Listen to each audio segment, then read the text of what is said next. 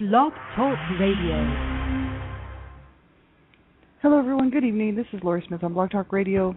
It is Friday night, June the 10th, and 10 o'clock p.m. here in Calgary, Alberta. This is Child Abuse Prevention and Human Rights Abuse Prevention is Up to Us, and it's a 30-minute live internet streaming radio broadcast from blogtalkradio.com, and the chat room is open. I did pop the link into there, what I wanted to talk about tonight, and I haven't done an evening show for a while, except for the interview I had with Lori Fadilla last night, which was great, just awesome. I'm glad she could join me, and I hope you will take a listen to that show. It's very, it'll inspire you. That's a great show. So please, if you haven't listened to the interview with Lori Fadilla, please do. That was from Thursday night, last night's show. It was great, and she's just a woman that I just love her, and I think she's awesome, and she's a great voice for all women. Not just abused women, but all women. So it's a great show. And it was a nice interview, and I'm glad she took the time to do that. So thanks, everybody, for being here with me. I really appreciate it. I haven't done a night show for a while. Child Abuse Prevention and Human Rights Abuse Prevention is Up to Us. I like to do this show. Usually do this on Monday, Wednesdays, and Friday nights. And lately, as everybody knows who listens to my show, I've been pretty busy with a lot of things going on in my life right now, and I haven't had time to do the night shows. I have still been doing the morning shows, one child abuse survivor to another, but that's because that's my healing journey, so I'm still on that. So it's helpful for me to do those shows, so I do keep doing those. But these ones I've actually had to cut out most of them, and some nights I wanted to do them and just didn't get to do them. I was at the hospital with my sweetheart, and so things are starting to mellow out now, and I hope I can do, a few more shows. Next week won't be possible, just have out-of-town company coming in, but I'll be doing my morning shows. But the week after, starting around the 1st of July, I think I'll be back to my normal schedule. So thanks, everybody. I appreciate everybody listening. I have over 30,000 shows listened to, 30,200 shows. And I just want to thank everybody for taking the time to listen to what I have to say. I started Blog Talk Radio back in 2009, November 2009. I've done like 700 shows, over 700 shows here, and probably about the same amount over at Dreamcatchers Talk Radio here on Blog Talk Radio, or at least about 500 shows there. So I've done a lot of shows, and I just thank everybody for tuning in to listen to what I have to say, and it it wouldn't be worth it to do these shows if you all weren't listening. So I do appreciate you taking the time to tune in, because it's a lot of work keeping up with my shows. So thank you so much. And I just wanted to be one more voice. When I started out on Blog Talk Radio, I just wanted to be one more voice speaking out against child abuse, standing up and saying, no, this is wrong. There's too much of society that really likes to minimize abuse and likes to make it look like it's no big deal, and that it doesn't hurt children, and that children are just so resilient, they can just bounce back. Sure, in everybody's dream world, that's a great scenario, isn't it? That children are just like little rubber bands. They'll just bounce back. Well, you know what? They don't just bounce back. They don't always. Sometimes they do, depending on the severity of the abuse, how long it went on, how much time they had to endure that abuse, and what kind of help they had, and what kind of people they had in their life. Many times survivors of abuse, children who have been abused, don't survive. Many times as adults they don't survive. And it's not always possible for children to grow into adulthood and just bounce back, even though we know that sometimes it is possible. But the issues are what they are. And so I wanted to be one more voice speaking out against this stuff, because I've had to deal with this my whole life, and I just wanted to be one more voice. So thanks, everybody, for tuning in. I really appreciate it. So I'm not a counselor or therapist. I say this on every show. I'm just a private citizen paying to do my shows, and I'm talking about abuse, and it's a sensitive subject. And, you may find it makes you uncomfortable. Topics of abuse do make some people uncomfortable, so you have to know what's good for you to listen to. And if my show bothers you, any topic of abuse or sexual violence, any kind of violent topic, if it bothers you, you have to turn the show off, because it ultimately is your discretion, and you have to know what's good for you to listen to, right? So, and young people under the age of 18, I just asked that you have permission to listen to my show, because I have a lot of adult content on my shows, and I believe in protecting children at all times. I'm the Canada Regional Director for Dreamcatchers for Abused Children, and so we're standing up to fight to save children's lives and young people's lives. So make sure that you know how to keep yourself safe. If you're under the age of 18, and have someone listen to the show who's older, who hopefully you have somebody in your life who can help you make a decision whether you should be listening to something like this, right? And let them know what you're doing online. Keep yourself safe, right?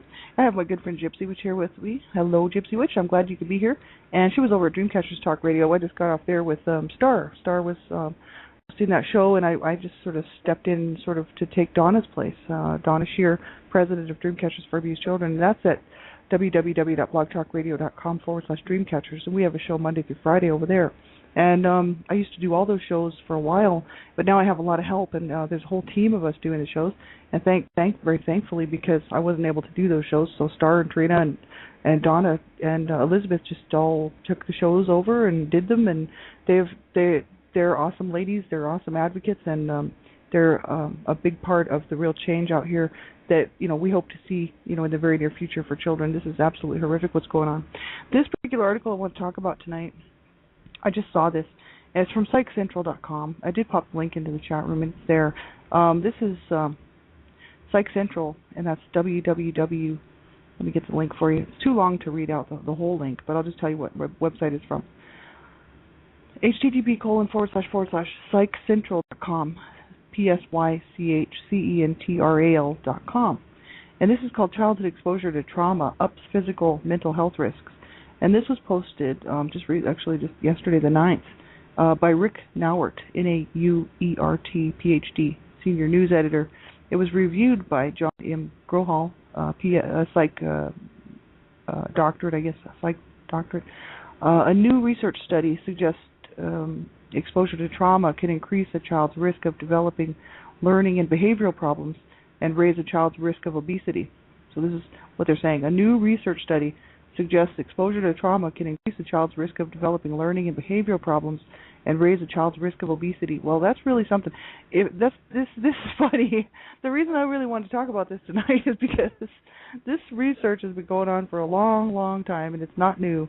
And the thing is they do know that there is a direct link between trauma and issues, children who have been exposed to trauma and having issues with learning, difficulties and behavioral problems, of course. Everybody that listens to my morning shows knows that I know all about trauma and drama and abuse and everything else. And, trauma is incredibly hard on children. And so, yes, it does, and it quite often will have an effect. It might not affect every child, and it depends on, like I said before, what kind of help was available, who was around, if the child had any positive role models in their life at all, who was there for them, someone, or maybe even a relative or someone who kind of tried to be there for that child, then it kind of lessens some of the pain and some of the trauma. But the thing is many times these children don't have anybody, and so there's no one there as a positive influence, and it all, can affect a child seriously. So this is the issue. But I think this article is funny because they said a new research study suggests, and it's obvious there's been enough research done on it that, it's not a suggestion. This is the reality, right? Stanford University School of Medicine researchers said the findings could encourage physicians to consider diagnosing post-traumatic stress disorder rather than attention deficit hyperactivity disorder, which has similar symptoms to PTSD but very different treatment. And this is now this is important, and I think that's this particular section of this article is really what's important, is the fact that they're starting to realize that they need to treat this differently. They need to not treat, because for so long, I don't have children, but hey, I pay attention, let me tell you. And so many children have been, given drugs for, hyperactivity and this whole, ADD thing, attention deficit disorder and whatnot. And, they were treating it as that without even questioning whether or not there was trauma in the child's life, or whether it was caused by something that was more, due to the environment, rather than something that the child just has because of some sort of a mental or chemical imbalance, right? It could be external, it could be something going on around the child in their life, So whether it's abuse, or whether it's just a dysfunctional environment, or whether it's just not a healthy environment, it can cause PTSD symptoms that are very much similar to PTSD. So they said that they're now thinking about treating it differently, trying different treatments instead of sort of the standard status quo of the normal treatments for ADD and all that stuff, right? So investigators examined children living in a violent, low-income neighborhood and discovered an unexpectedly strong link between abuse, trauma, and neglect and the children's mental and physical health. Well, isn't that something? See, this article makes me laugh, and the reason that it does is because I can tell you firsthand what it's like to experience a little bit of trauma and some abuse, and and tell you exactly what happened to me as a child, and out having to deal with this in my daily life. It's just funny that I just think the way that they worded this article is funny. It's just, of course, there's a strong link between abuse and trauma and neglect in a child's mental and physical health. I tell you that. I have all kinds of physical ailments because of the abuse I suffered, and so many children do. You know what I mean? I've got all kinds of emotional problems because of the abuse that I suffered, and so many children do, and then grow up to be adults and have to deal with this stuff. I've got all kinds of probably psychological issues that need to be addressed. You know what I mean? Because of the abuse that I suffered, and it wasn't my fault. None of it was my fault, right? So it's pretty harsh. It has a huge effect on children's mental and physical health, and this is pretty much why I wanted to talk about this tonight, because this is so important. That people realize that, it says the title to this particular article says childhood exposure to trauma ups physical mental health risks, and it's obvious that children who are abused and children who are living in a violent environment, whether it's their neighborhood, they may even come from a loving home, but they might be facing all kinds of violence in their daily walk. Their daily having to go to school in a violent neighborhood with violent children, and everything is violent. Maybe they even have loving parents, but it's still going to affect them. And I can tell you it will really affect them if they don't have loving, caring parents. If they have parents who are abusive and or dysfunctional and violent themselves, and then they live in a violent neighborhood, they will really be affected, and that's my life. That's me. And so I grew up in a violent home. I went to a violent school. Violence was my life. I tasted violence. I ate it. I drank it, for years and years. And people think it's no big deal for a parent to punch their child in the face and slam their child's head into a wall. And this was how I was treated on a regular basis, being beaten and slammed into cabinets and thrown around the kitchen and beaten just anywhere in the house, with anything, fists, implements, violence. That's violence. I hope everybody will realize that. Sometimes people think that's discipline, right? And it's like, well, no, that's going overboard. That's abuse. That's anything that hurts or harms a child, or even has the potential, the threat to hurt or harm a child, is considered to be abuse, because it's with the intent to hurt and harm the child. We're not talking about, let's sit down and talk, let's have a timeout, let's figure out what's going on. No, we're talking, it's abuse, and so many people like to minimize it and excuse it away. You can't excuse that away. You can't excuse somebody punching a child in the face, punching a child in the mouth, slapping a child so hard, so many times, I call it bitch slapping, causing their nose to bleed and causing them a lot of distress and stress, that's abuse, right? And my case is really, I think, not that bad compared to so many children out there, you know what I mean? Like, that's, like, when I wrote my story, I didn't write my book, I wrote a book, A Life of Death Redemption, and I wrote it not to prove how bad my abuse was, because I don't consider my abuse to be all that bad. People say, oh, you're just minimizing it. No, because I know what children are going through out there, you know what I mean? The issues are that it was bad. It was bad, right? So, like, I didn't put it out there saying, oh, I just want the world to know because I think that the abuse that I suffered was just the worst. It's like, no, there's so many children who have been through so much worse. And, people say, well, what could be worse? It's like, well, yeah, what can be worse? You know what I mean? I know that there's worse stuff out there because I know what I went through, and I know what other people are doing to their children, and other people are doing to children, period, whether it's their own or not. And, it's absolutely horrific what this does to children. And, it's not discipline, and it's not to help the child or to correct the child. It's done with intent to hurt the child and to completely destroy the child, and many times does destroy the child. The child dies due to the abuse, or they wish they were dead, right, which was my case. I was praying for it. That's horrible, absolutely horrible to put a child through that, and for the society to walk away thinking, oh, a child's so resilient, they can bounce back. Oh, yeah, sure. Yeah, okay, well, maybe some can, but there's always going to be some that can't. They said remarkable researchers discovered that children experiencing trauma were 30 times more likely to have behavior and learning problems than those not exposed to trauma. So, 30 times more likely, according to their research. In communities where there is violence, where children are exposed to events such as shootings in their neighborhoods, kids experience a constant environmental threat, said senior author Victor Carrion, MD.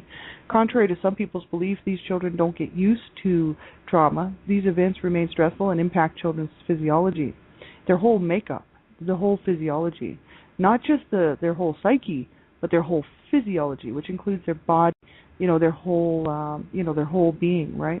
Thanks everybody for being here. I have a guest in the chat room, Pilgrim, and Gypsy Witch, and Pilgrim says, I've worked with kids in foster care and homeless shelters who have been diagnosed ADHD, and I wonder if PTSD would have been a better diagnosis for some.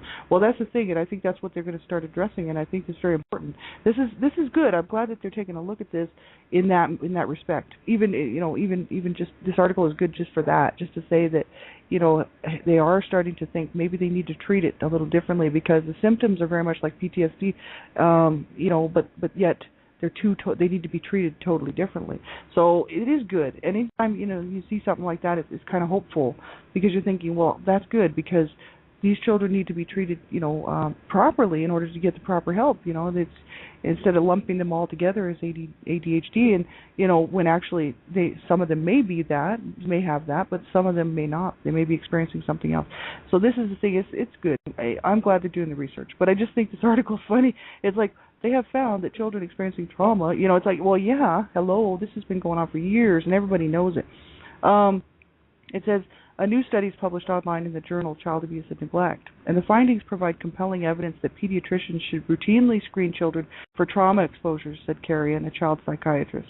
As simple as it may seem, physicians do not ask about trauma, he said, and kids get the wrong diagnoses, and quote unquote. And they said the study builds on earlier work that linked declining health in adulthood to the amount or dose of exposure to adverse childhood events.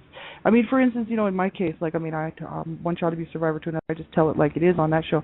But the thing is we weren't taken to the doctor, and I know the social service was involved in my case when I was about 2 years old, and my parents had to go to court. They were brought up on child abuse charges. They were busted. They didn't do any time, but they had to go to court, and they had to prove to the judge that they would go to counseling, and that they would allow social workers to come in the home and check on us routinely. So we had social workers coming in for quite a while. And so the thing is that, we weren't taken to the doctor. You know what I mean? The only time we were taken to the doctor, anybody saw a doctor, was when my parents were busted on child abuse charges. So before that, you know what I mean? They wouldn't have even, this was back in the 60s. They weren't even thinking of that stuff back then. And really, they didn't really care too much about it. They were starting to try to help families out, and they're trying, but it was so new. You know what I mean? Like, there weren't the same safeguards and the same regulations, placed on things. We would have definitely been removed from the home at that point if it was nowadays. I'm sure of it. They made, my parents had to go for psychological testing just to see what their mental state was because of the abuse, and they were both diagnosed mentally ill, and they were both abusive, and they were both busted. So both my mom and dad, right? So it wasn't just my dad or just my mother, it was both of them, right? And the older siblings were all witness to that, and we went to 2 counseling sessions, and that was it. And then we moved out of the country and sort of just continued on. But the thing is so many children who are abused, I just want to make a point, abused children who are experiencing neglect and abuse, and they're living in a dysfunctional environment, quite often they're not going to be taken to the doctor, right? They suffer with their abuse, you know what I mean? I knew so many kids growing up who were abused who did not get taken to the doctor. I can tell you that. You know what I mean?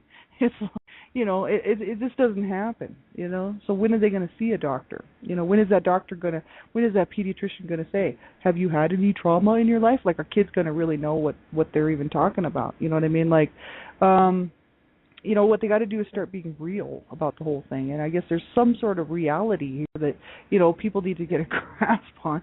But yet you have to do it in a way that doesn't, promote a child to think of something that has not happened. And so they have to be very, very careful to not lead the child on in questioning and whatnot to the child might say, yes, they are being abused when they're not. You know what I mean?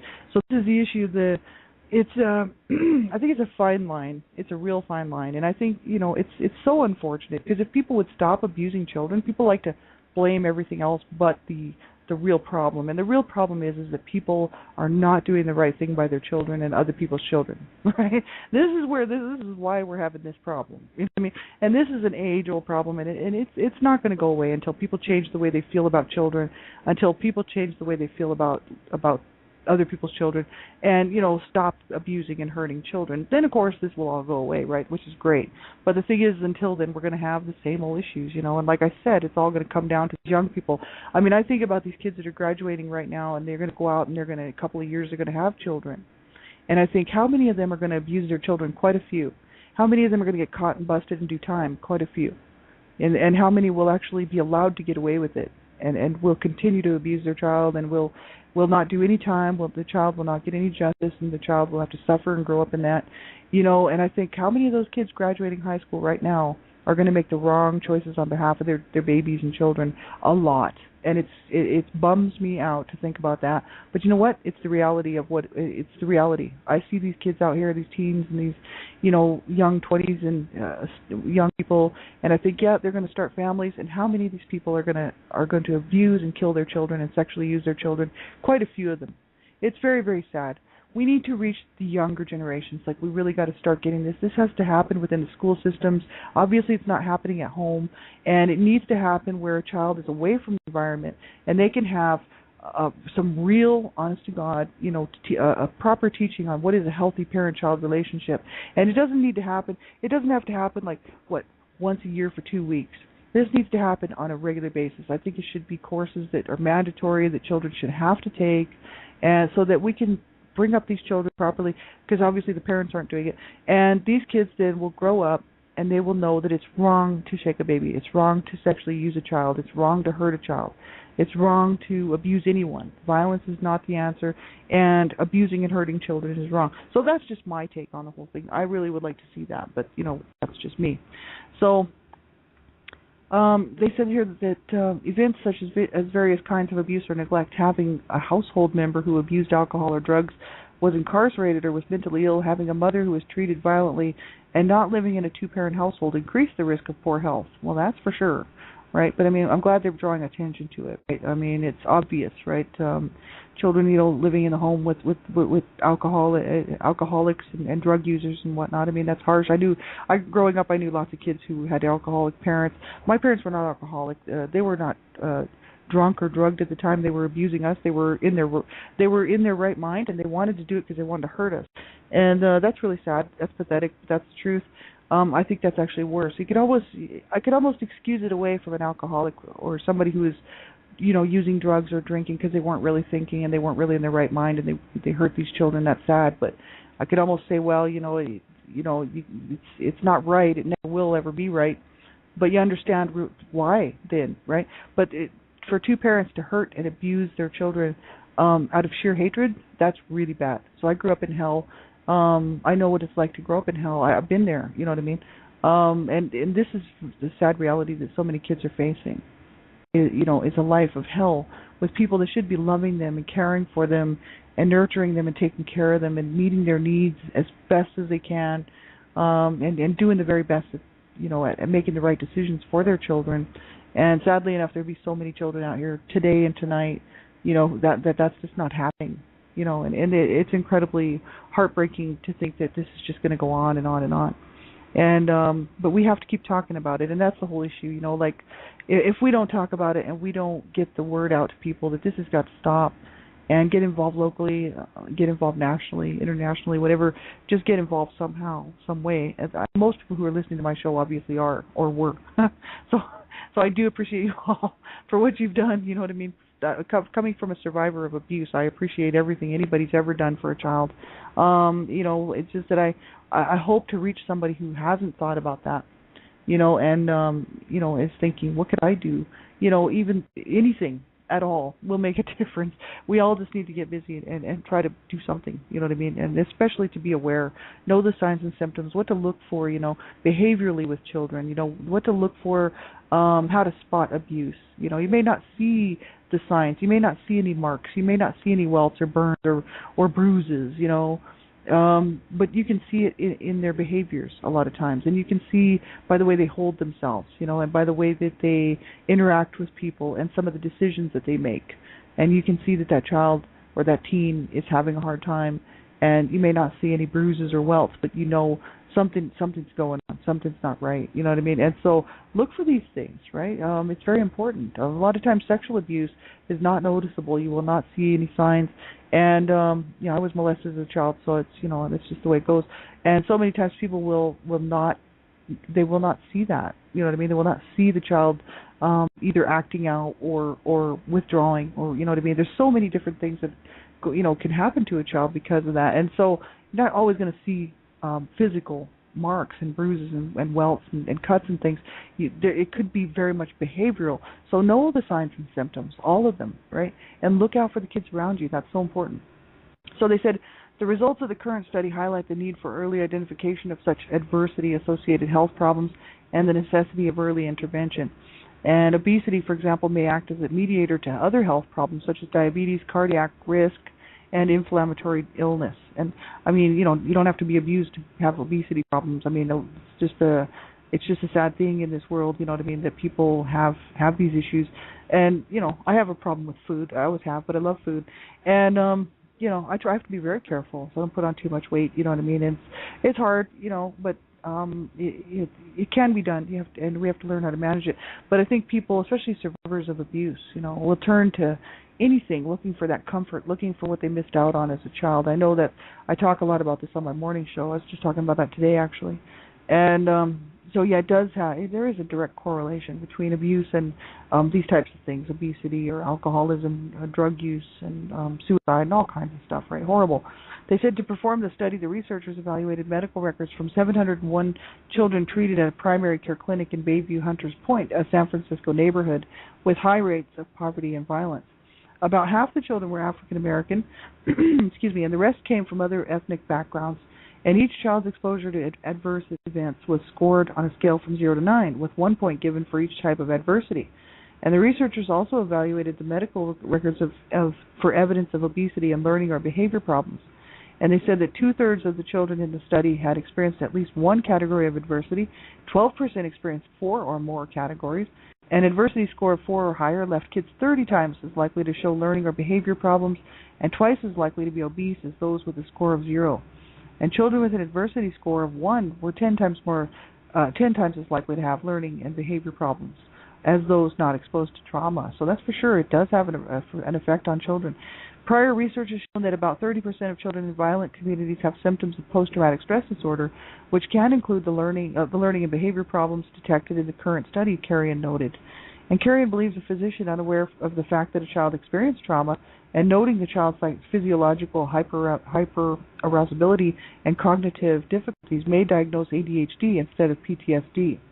So that's a problem because the two disorders have opposite treatments, he said. Kids with PTSD need psychotherapy, not the stimulant medications given for ADHD. And children can recover from PTSD with the appropriate treatment, which is one of approach and not avoidance, Carrion said. By not asking about trauma, we're utilizing avoidance. We're perpetuating PTSD, he says here, quote unquote. As part of their efforts to address the long-term health problems that stem from childhood trauma, Carrion, his collaborators, and several San Francisco community partners are working to launch the Center for Youth Wellness, a one-stop health and wellness center for urban children and families in San Francisco. That's awesome. The Center for Youth Wellness will combine pediatrics and mental health services, educational support, family support, research, and best practices in child abuse response under one roof, with both public and private support. And the center will coordinate the services of multiple agencies to give children a safe and accessible place to increase their resilience to adverse life experiences and improve their well-being. That's awesome. So that's really cool. This is a great article, and it's just good to see, that they're still looking in on this. They're still looking into what they can do and how they can treat things, how they can handle things differently and make things better for children. I think that's awesome.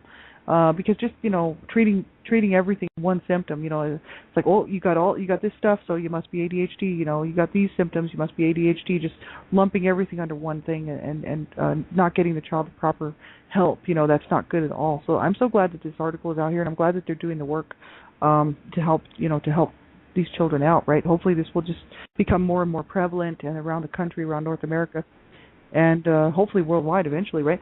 Thanks, everybody, for being here. We've got about a minute left, and I'll be back on tomorrow with Worldwide Epidemic of Child Abuse and Human Rights Abuses, and I'll be on my show on Sunday, Mount Bethel Christian Bible Study. Hopefully I should be able to make those shows. That's what I'm hoping. Anyway. And then Monday morning, back for Monday morning, one child abuse survivor to another, 6 a.m., same time, same place. So thanks very much for tuning in. I appreciate it. Have a great weekend. Take good care of yourselves.